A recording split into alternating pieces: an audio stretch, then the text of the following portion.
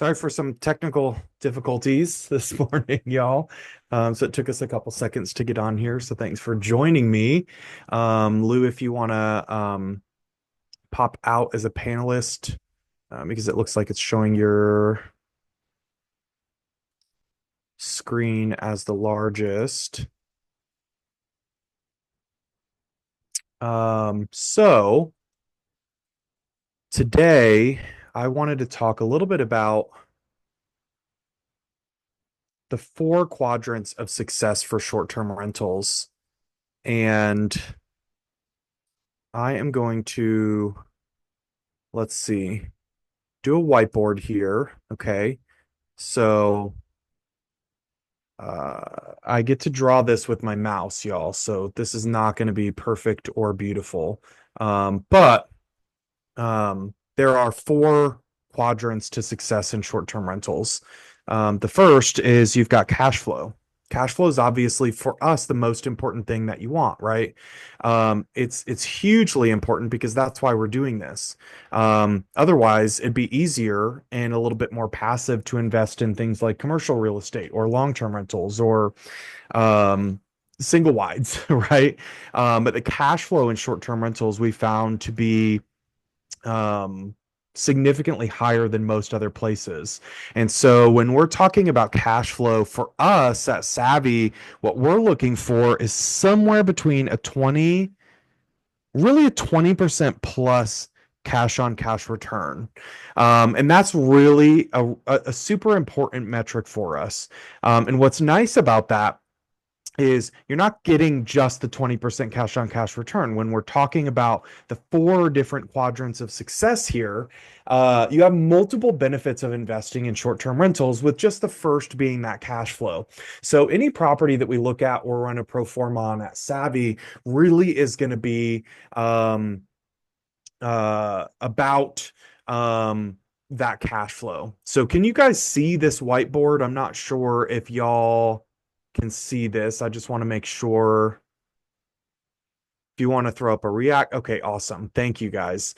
Lou, make sure to go ahead and post this out on my Facebook and everything too. So for us, a 20% cash on cash return is a minimum. Yeah, thanks, Ashley. It's really important to be able to get that. We really care about that a lot. One thing that I like about short-term rentals though is the potential, especially nowadays, if you find like a value add deal or something where you can add some square footage or something like that. And I want to tell you guys about, the best cash on cash return that we saw last year, at least here in Asheville. But I have right now a client of mine that's doing 150% cash on cash return. And I found that really interesting in what they did. And I can show you guys this property here in just a little bit. You may have seen me show this property in some other Zooms or meetings or things like that. And so you really can do that, especially when you're talking about putting money into the property that improves the value and then pulling that money back out via a cash out refi. Okay. And so what's really important there is that you can do a cash out refi. And what is that going to look like? And you have to work with an agent that really knows what those numbers are ahead of times. Otherwise, you can get in a little bit of trouble because if you put too much money in, but you don't have the right loan to value ratio, you won't be able to pull the right money out. So I'll give you a good example right now. I have clients that are talking about investing $350,000 into a property. 20% down at 1.2 million is 240 right there. That leaves them only $110,000 left to put into the property, which we have decided is not enough. They have to put 200,000 in. So now they have to figure out, is it worth it for them to put another $90,000 in? We have to be able to do the math here to make sure that on their cash out refi, they're at the right loan to value ratio. You can work with your lender. You should be able to work with your agent to make sure that you are going to be at that right loan to value ratio. Where you can get sticky sometimes is if you're only putting down 10% on the property. If you're not significantly improving the property, like really significantly, then it's going to be difficult to pull out your cash later because most cash out refis top out at a 75% loan to value ratio. So I'm going to go through some numbers on this one that we did. in Asheville. And if y'all know this, this is a Sheeta's property in Black Mountain that her and Harshad bought. And there was 2,000 square feet that you could finish downstairs. It was a huge basement.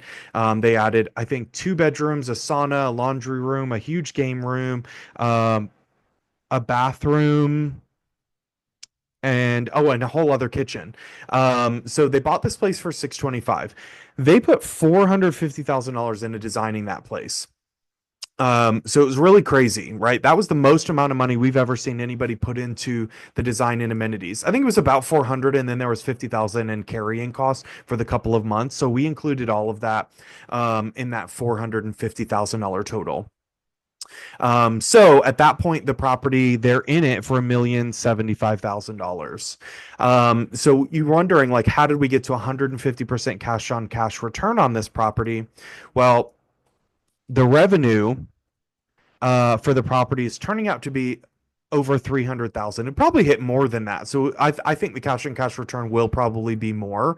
But for right now, that's where we're at. And I'll send you guys the link to this property. I can actually send it to you right now, and then you guys can peruse it while I keep talking here. Really cool property, and I talk about this property a lot, so you may have seen it, but I think it really is a good example of like a win, especially when a lot of people out there are saying don't overinvest into design and amenities.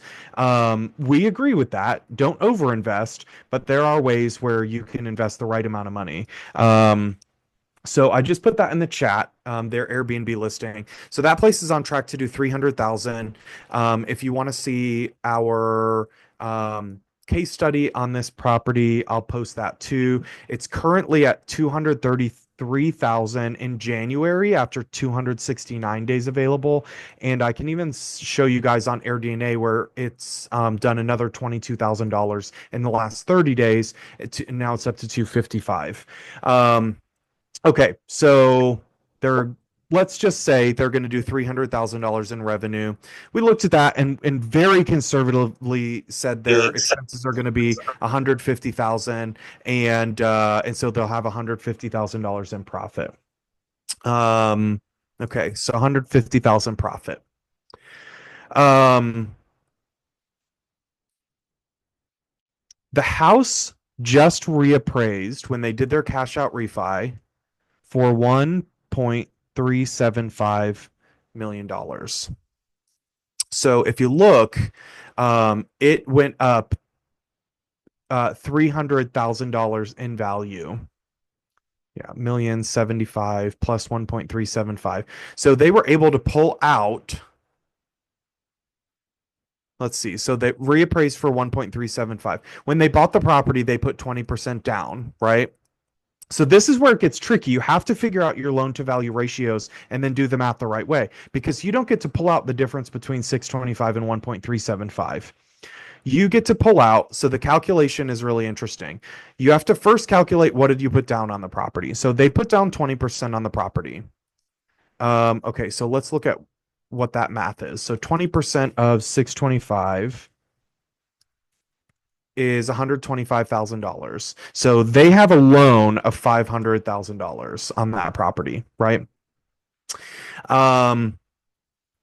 Now, when they go and it's reappraised at 1.375, they can take 75% of that value, and then you're going to minus the 500,000 from that. So 75% LTV for reappraisal. Okay. That's what you can typically get for a cash out refi, is you can go up to 75%. So 75% of 1.375 is, I'm sorry, 75% is $1,031,250.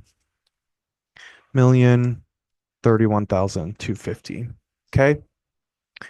That's 75%. So now what you're looking at is the difference between the 500,000 that they already owe, because you have to pay that first mortgage off. So now we're taking $500,000 away from that, minus 500,000.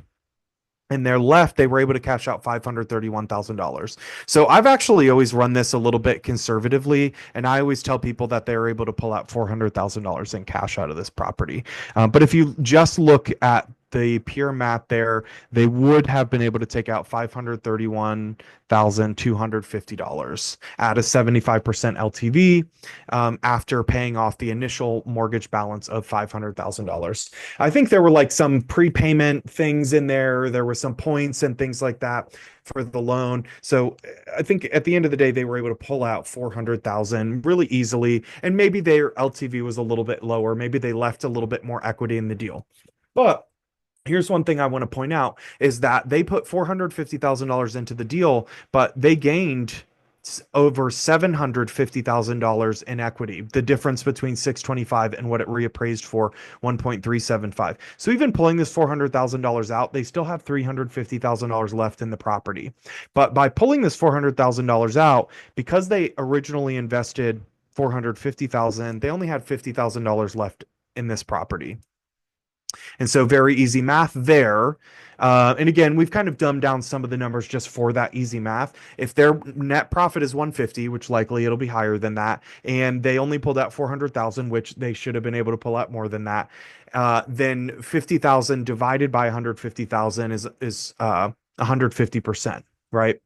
So their cash on cash return on that is 150%. So finding value add deals is really important for your cash flow. But they still also have, they have another $300,000 in that property in equity. So really, really interesting there. And obviously that they forced some appreciation into that, which I think was really cool. So if you guys have seen that, Will says not seeing the math I'm doing in the text box. Some of the math I was just doing on the calculator. So if y'all have any questions about this math, I'm happy to walk you through it. And I could even send out an email after this with some of the actual, numbers there. So anyways, going back to the first quadrant of short-term rental success, you're minimum looking for a 20% cash on cash return. This is a property that maybe you're not doing a huge value add, maybe there's not square footage, but 20% return just in cash flow is still a really, really good return, especially because you're going to add a bunch of other stuff to it. Now, a lot of people in the past have only run their pro formas based on cash flow. But I think going into the future, you really are going to need to run your pro forma based on everything, and you're going to have the data to do it. The reason that some of these pro formas weren't run on anything other than cash flow in the past was that you didn't really know what the tax benefits were going to be. You didn't really know what the appreciation was going to be. You always know what the debt pay down is going to be. So that's really easy to calculate. But there's 4 quadrants here of success. So the next one is going to be appreciation. And we can take a break here in a second and take a look at what some of those cash flow properties look like and how you can get those. But the next one is appreciation. So let me share my screen here. And this is going to close the whiteboard for a second. Hopefully it doesn't trash everything. Okay, let's see. Share this window. Hopefully we can come back there. Okay, so please let me know if you guys can see my screen here.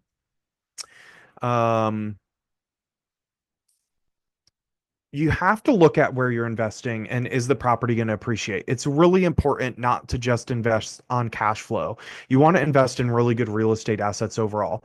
One thing that I like about short-term rentals is you can see that appreciation happens in percentages, right? And so when you have a really expensive, nice asset, let's say it's $1 million home and it's appreciating by 10% a year in Hawaii, that's gaining $100,000 a year in equity for you.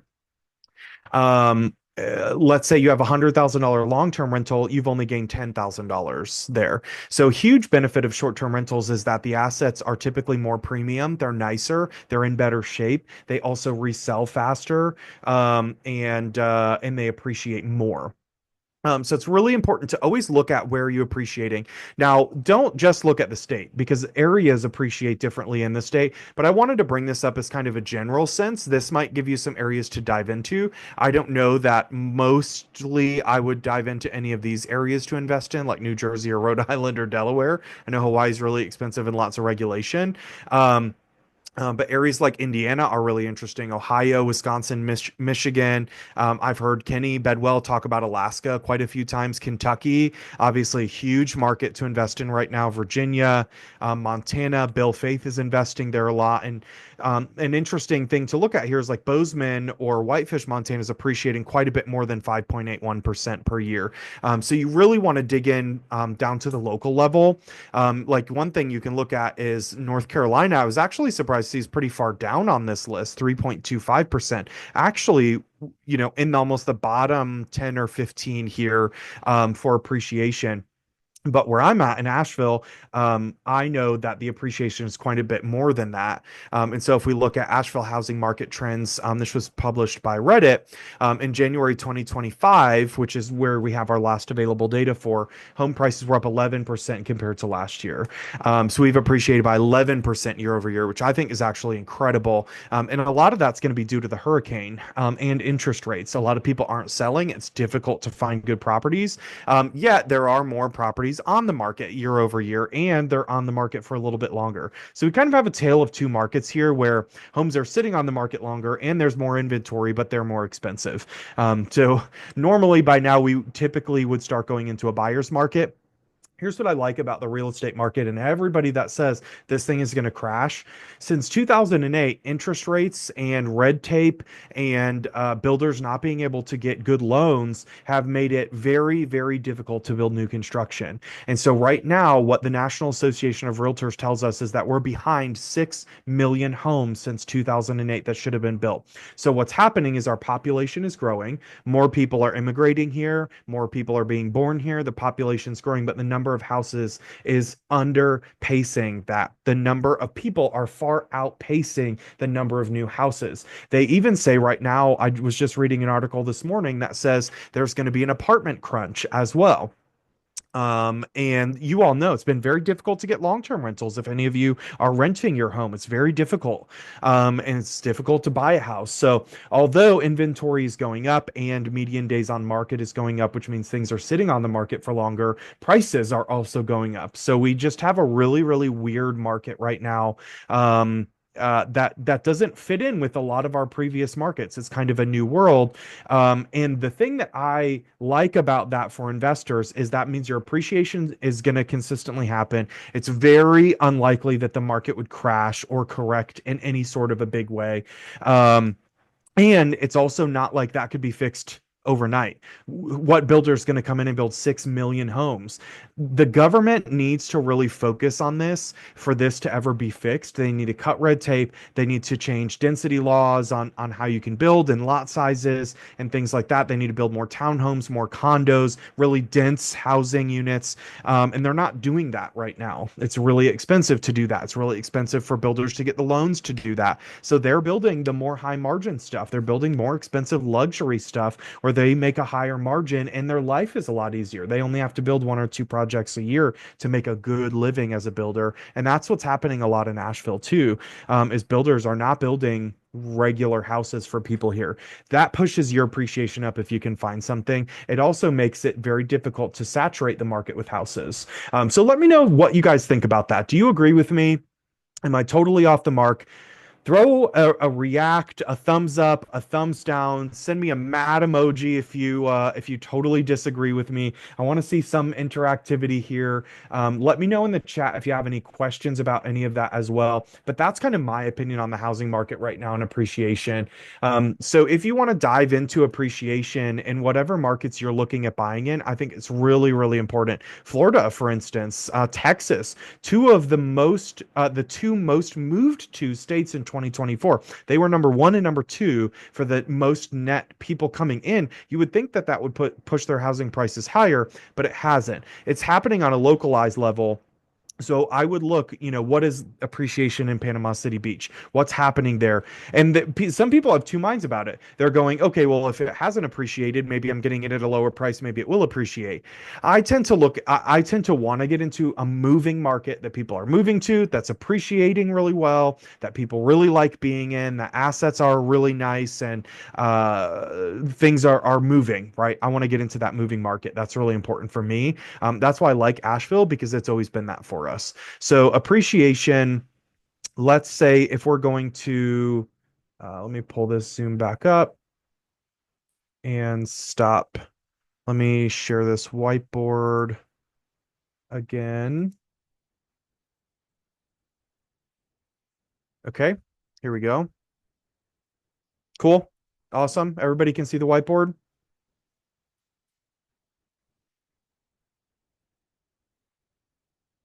So this house is in Black Mountain. So let's throw a 11% appreciation here, which is crazy to think about, right? I mean, that's massive.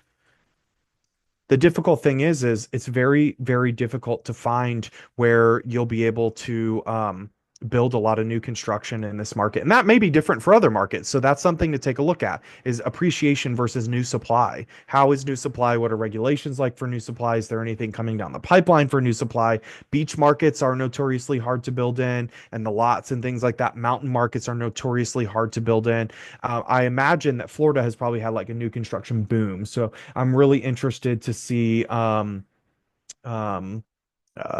what continues to happen there and what markets are appreciating. And if you know any markets that are appreciating, please let us know in the chat. In Florida, for instance, where it's looking like the state is at 1%, Florida overall is still, I think, a good place to invest as the number one net migration state last year. Okay, so appreciation, obviously, we all know we're investing for that. This is our nest egg, right? This is our safety bank. This is where the money is getting earned in equity in the house, and we really can't touch it for the most part unless we're going to cash out refi into a higher interest rate right now, likely because interest rates are crazy, and it doesn't unfortunately look like that's going to change it all this year. Or do an expensive HELOC or something like that and pay 9% on our 11%, right? Um, but you add appreciation to cash flow, even if you're only at the 20% and now you're at 31%, right? Cash flow. Um, and that's actually going to change your cash on cash return quite a bit, more than just the 11% because there's no cost to getting this. Whereas there's a cost to getting your cash flow, there's expenses associated with it. There's no expenses associated with appreciation. So this is a gross number and this is a net number. So it would actually end up being more than 30% cash on cash return. So let's say if we were to say that this house will appreciate by 11% per year, then we could actually break this down to some numbers. And we know that the house right now is worth 1.375 million. So if we look at 11% per year, it's gaining about $151,000 a year in equity. So if we're going to make this all about one house, which wasn't really my plan, but we can go ahead and do that. 151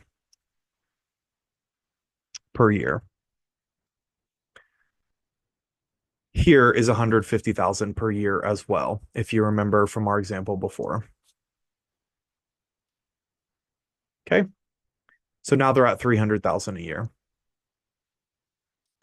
Okay. So we've got cash flow and appreciation as our two. These are our main quadrants of success. This is what's really, really going to help us. A third and definitely not a negligible one is tax benefits. If y'all want to throw some tax benefits that you've seen from short-term rentals in the chat, let me know because there are more than what I'm going to talk about, but I'm going to talk about the easy ones. But you do have a deduction for mortgage interest, right? You have obviously what we all know, and if you don't know, you absolutely should, which is the cost segregation study. So I'm going to put in what we've been looking at for the last few years on a cost segregation study, which is about 10% of the purchase price of the house.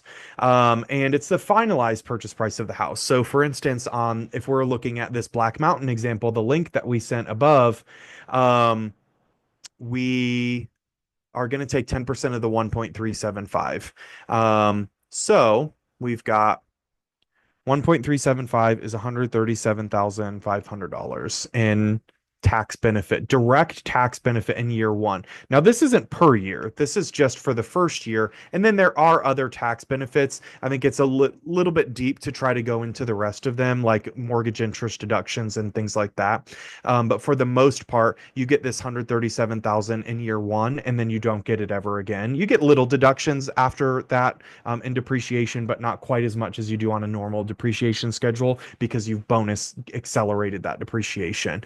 Now, let me know what you think in the chat. I'm really excited for people this year because I do think it seems like Grant Cardone put a text out on Twitter, put a tweet out on Twitter. I don't Twitter a lot if y'all can gather that. He Twittered a tweet out last week and said that President Trump was going to be reintroducing 100% bonus depreciation on single family homes. And that would be great because that tax benefit would go up pretty significantly because this 10% kind of guiding number that I use is based on last year's cost segregation percentage, which was 60%. So if you use this year's, it would be 40%. And so if we took another 20% away from this number, it would be more like $110,000 this year, but excuse me, still a pretty significant tax benefit. If that comes back to 100% bonus depreciation, what do you guys think? Are we at 200,000 maybe for that tax benefit? It's massive. And that's a direct dollar for dollar reduction of what you pay in taxes. Um, so it's a massive, massive benefit. And if you guys don't know anything about the cost segregation study, you absolutely need to send me an email, tyler@savvy.realty, and we will get you introduced to the cost segregation study guys. They can tell you all about it. It's a huge tax benefit. It's what pays for a lot of this. Um, there are techniques to get this depreciation, Robert. I think Ryan Bakey would be a really good person to talk to about that. I've done live videos with him in our Facebook group if you want to join that. I'm not sure if you're in our Facebook group or not. I'll have Lou send out the link. If you can send that over, Lou, our Facebook group, and just search Ryan Bakey. And then you could reach out to him or just watch one of those lives that we've done recently to kind of go through that. So tax benefits really huge, appreciation, cash flow. So at this point, what are we looking at? 150,000 plus 151,000 plus 137,000. This is all year one, what they're gonna have in this property. So at this point, we're looking at 1, 2, 3, 400,000, 37, $38,000. So almost, we're encroaching on $500,000 in first year benefits from a property that they bought for 625, and they only have $50,000 in. So now what are we talking about? If let's say we get to $500,000 in benefit on year one on this property, and they only have $50,000 left in the property, what is that? What is the math on that? It's 1,000% cash on cash return. And this is all a real deal. This actually happened. All of this actually happened. This is what they're cash flowing. This is what appreciation is happening in Asheville. This is the real tax benefits that they were able to get last year at 60%. It would be a little bit less this year. So I don't want people to think I'm trying to fluff these numbers up. But this is literally a breakdown of what happened with this deal last year. And then obviously our fourth quadrant, which is debt pay down. So let's add that here, debt pay down.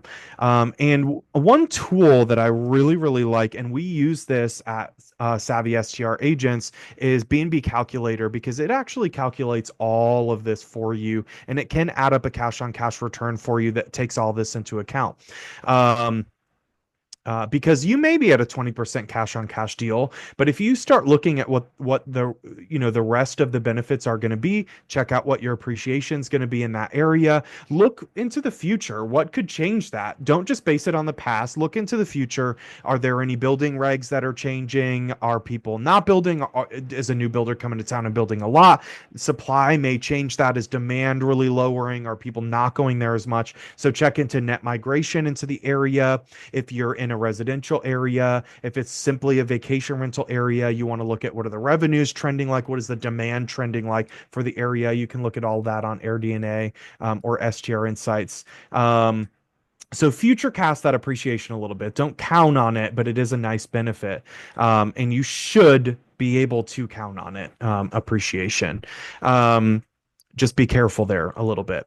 But tax benefits, pretty easy to figure out. You know what year you're in, you know what applies, and debt pay down as well. Really exact figure you can get from this.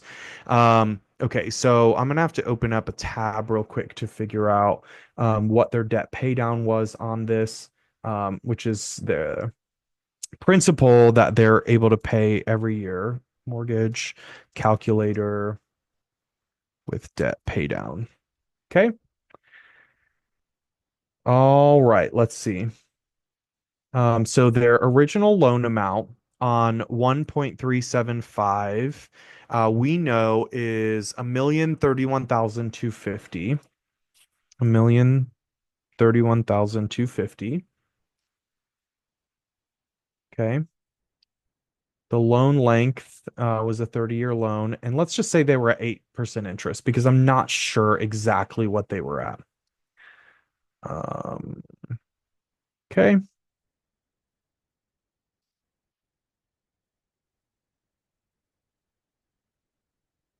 Okay. Let's see.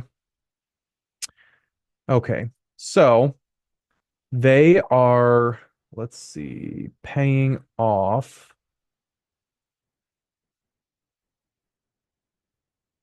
in year one. Let's say they're somewhere between 690 and 725 per month in principal that they're paying down.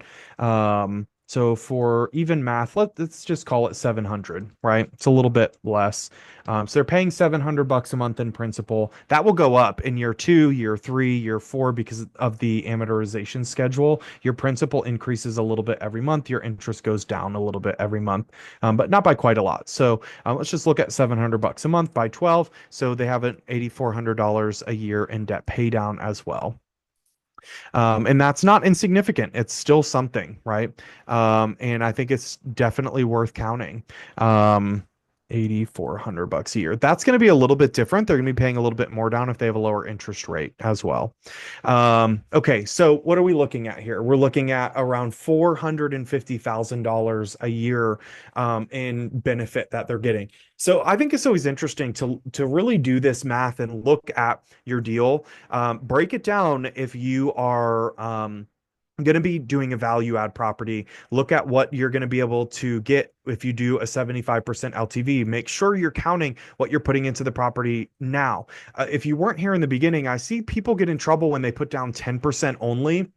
And the reason why is because you have to significantly improve the value because you can only cash out refi at 75% LTV most of the time.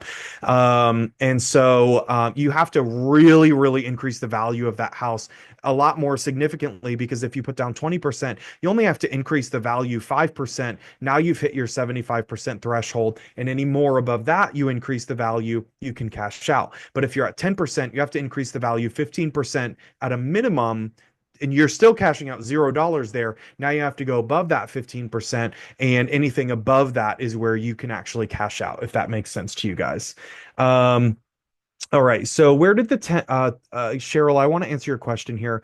The 137,000 in the cost segregation. Yes. So that was from a cost segregation study done last year at 60%. If you guys don't know this, cost segregation studies started phasing out 2 years ago. So in 2022, it was 100%. 2023 was 80%, 2024 was 60%, this year it's 40%, next year it's 20%, then it's gone. However, we do have a good indication that cost segregation studies will come back to 100%. We'd be really interested to see if that will be retroactive as well. So that could be really interesting. Okay, just want to Ashley said, "Yeah, builders are doing lots of build to rent in Colorado. Yeah, it makes sense, right? Because they're they're seeing that they can actually just rent the properties themselves, and it's an investment for themselves. One of my builders did a build to rent here as well, and that does move appreciation because it keeps that inventory from going to the market, which puts another clamp on that supply, which is our biggest problem in real estate right now." Will says, agreed on the overall housing market. However, any concern over saturation in the STR space? Lake Norman experienced some oversupply in post-COVID, pushing rates up, but pushing rates down, but purchase prices up. Yeah, so you're basically pushing ADR and annual revenue down. People are competing kind of to the bottom. And but prices are still going up because of the real estate market. So this is going to be a real thing. That's why it's more important than ever to buy short-term rentals as quickly as you can, I think, because prices continue to go up, but not as but they're outpacing ADRs and annual revenue right now, and we are seeing a leveling off in average annual revenue and average ADRs. Absolutely. Supply of Airbnbs is doing that. However, Let's see. Okay, let me close this whiteboard now. We can share that whiteboard with you, Lou, if you want to take a screenshot of that and email that out to everyone. One thing that I want to take a look at is AirDNA's supply demand 2025. AirDNA's short 2025 short-term outlook report. We can take a look at this. So let me share my screen. Please let me know in the chat if y'all can see this. I really like this industry outlook. So yes, from 2020 to 2023, these are the numbers you want to pay attention to right here. 2020 was the last time that the number of nights listed was lower than demand. You can see here the number of nights it went to the inverse. Demand changed and the number of nights came negative. And then in 2022, you had 22% more nights listed, but only 14% increase in demand. And the inverse, it was crazy in 2022. It lots of supply, but not huge demand. But 14% increase in demand was a lot. Now what happened in 2023? Only a 1.8% increase in US demand for short-term rentals. And why is that? People were going out of the country for the first time. They're going on cruises, things like that. That has leveled back off to 2024. This data is the real data, 7%. In 2024, demand change, yet nights listed only changed by 6.9%. So it's the first time that that's happened. And if you can see the forecast over the next few years is for demand to outpace supply a little bit. So ADR should go up. Average annual revenue should go up. But I think the key here is two things. One, it depends how you buy. So everybody's been telling me forever that the Smokies is saturated, and I firmly believe that to be true. And I think if you even ask Brandon Thompson, who is our agent in the Smokies, he would agree with you that the market there is saturated. However, there are sellers there that want to get out for whatever reason. People get out of investment properties for other reasons than they're just doing poorly. A lot of times they may be doing poorly. However, at the end of the day, people die, people get divorced, people break up business partnerships, all sorts of reasons why somebody may need to sell today other than just poor revenue. They may be self-managing it incorrectly. They maybe didn't put all the amenities. There's a million reasons why it might have poor revenue as well. But one thing that I like about Brandon's example recently was it doesn't matter what your cash flow is there. If you get into the deal with a huge seller credit that you can use to update the property, pay for most of your down payment, and you know, he told me this story about an $800,000 house that he got $175,000 credit on. The buyer was into the house for practically nothing, including updating it quite a bit because they were only putting 10% down. And so their cash flow was like 30 or 40,000 a year only.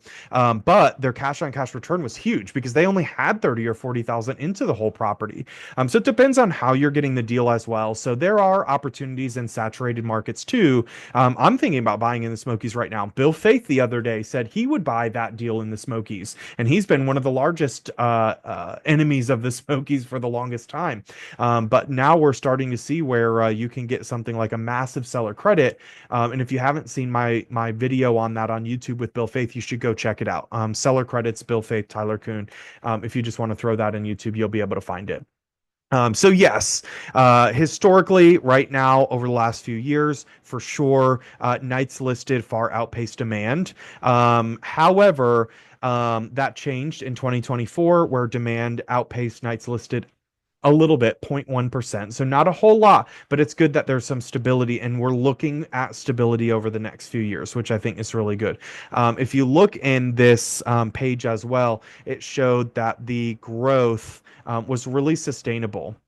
Demand outpaced supply. Average daily rates did grow consistently. They outperformed actually what they thought they were going to do last year. Let's see. I think they said slowing supply growth. So slowing supply growth is something that's really happening. We're finding an equilibrium here, but the assets are better. People are putting more money into design and amenities now. So that's also shifting where are the revenues going. So if you want to take a look at my Airbnb wish list, you can get a good sense of, let's see, of what some amazing design properties look like. Put that in the chat there. You guys can take a look at that, what some of those properties look like, what people are putting in. If you want to kind of take a look at this one, movie theater, game room, and really at the end of the day, the outdoor backyard. If you want to take a look at this, so full landscape job here. They have the outdoor bowling, the fire pit, the hot tub. They have a sauna out there. They've got this pool. They've got a little putt putt, a kids playground, all sorts of stuff. Cornhole. They've got everything out there, right? A grill, so an outdoor kitchen, all that sort of stuff. And that's what people are doing nowadays. And so you have to certainly level up your listings, and it's costing a lot more money. That's why you saw that $450,000 getting spent in that Black Mountain property. A lot of that was in design and amenities. 200,000 was to finish the basement, but the rest of it was design and amenities. And if you look at the Airbnb link we sent below or above in the chat, you'll kind of see what those amenities and design look like. Cool. Okay. Last couple of minutes here, y'all. What sort of questions do you have? Let me open up this whiteboard again. So Lou, if you want to screenshot this, you can do that and send it to everybody in the email if you haven't done that yet. And let me know if you have any questions on the math or anything like that. Thank you guys for coming. Really appreciate that. If you guys want to use the Q&A to have any quick questions about my market, other markets, the US in general, real estate, what did I have for dinner last night? Please feel free to either use the chat or the Q&A. In Wisconsin, personally, our team does not, but I do know that Scott has a good referral agent, so I'll have him reach out to you. And what did I have for dinner last night? I think chicken and rice. My personal trainer would be happy. I've been doing too much. We just moved back into our personal home on Sunday after it being flooded after the hurricane. So that's 5 months we were out of our personal home, and so we had no groceries, no anything. So I've been eating terribly all week. So excited to finally get a grocery delivery tonight and yeah, have some more home cooked meals. So thanks for asking. Good to see you, Myra. I will have Scott reach out to you on Wisconsin and connect you with somebody there. Anybody need a connection anywhere else? We know the best short-term rental realtors all over the United States. For anybody that's wondering, we're constantly training them. We have a weekly training with all of our short-term agents, not just the ones on our team, but we also send those trainings to all of our referral partners. So if y'all need somebody that's in a weird area, we know people all over the U.S., Alaska, all that, Hawaii, all of that, in terms of short-term rental agents. Which towns in Florida need more short-term rentals? I think St. Augustine is a really good example of a town that probably needs some more short-term rentals. I think a really good thing to do would be to be in AirDNA and looking at the demand. I think a lot of people just use the rentalizer. Yes, Kate, we do have an agent there. His name is Mike Stone. And Lou, if you want to reach out and get Kate's contact information and connect her with Mike, that would be great. St. Augustine, I think would be a good one. Bradenton would be a good one. And we have agents in both of those areas. Panama City Beach, I was saying could be, I would look at appreciation there versus all of Florida, because I imagine it's quite a bit higher. It's localized appreciation. And so while our graph there was showing Florida only at 1% appreciation, it was one of the lowest states, in fact. I think that depends on per area there. And so I would really be looking localized at appreciation. What are some bullish mid-sized cities for short-term rental investing right now? It's my savvy session today, not the other agents. So I'm going to plug Asheville first. I was texting with a potential client this morning and she said, there's so much activity on Asheville, blah, blah, blah, blah, blah. I think one really interesting thing that I'm tracking right now is post-hurricane, we've lost 21% of our Airbnb listings. And right now we're at 2018 levels of the number of Airbnbs left in Asheville. Some went to long-term rentals, some were damaged, some went to midterm rentals, some sold. I don't think that any of these were like the high end, the great short-term rentals that are doing really, really well. This is probably the lower end, but this will push up ADRs. This will push up average revenue. And we're already seeing that because if you take into account the massive loss we had in fall, which is our highest travel season, we're still up in every metric except for occupancy year over year. Average revenues and ADRs are up somewhere between 6 and 7% in Asheville year over year, even taking into account a massive loss of our whole fall and most of our our winter beginning of winter season.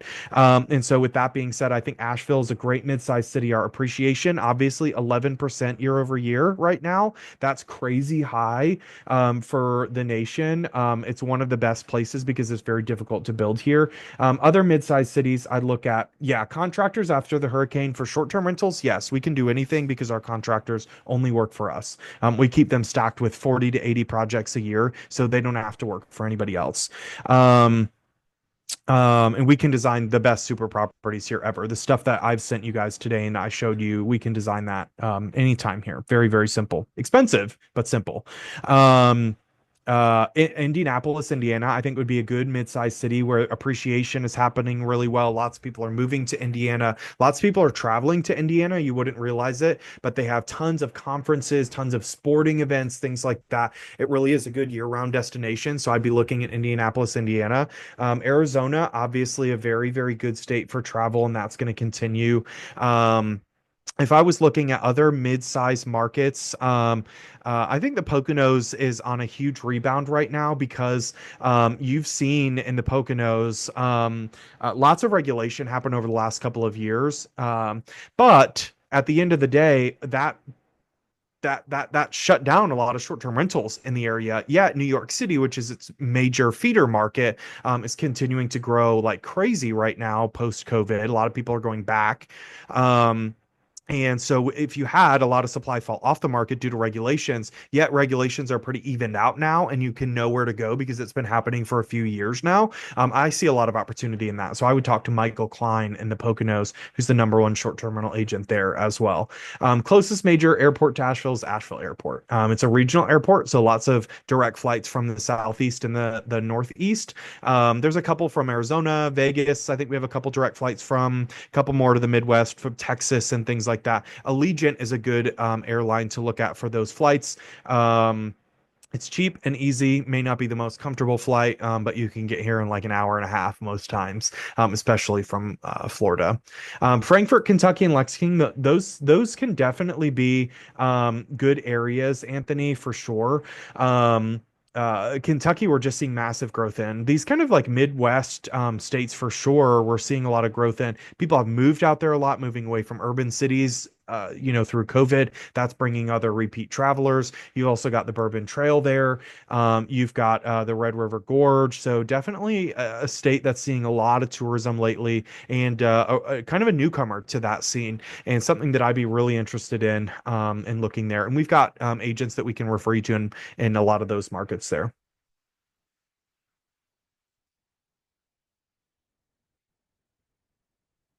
Well, thank you guys for sticking around this long. I appreciate everybody for popping in today. And if there's no more questions, then we will see you next time. Thank you guys. Bye now.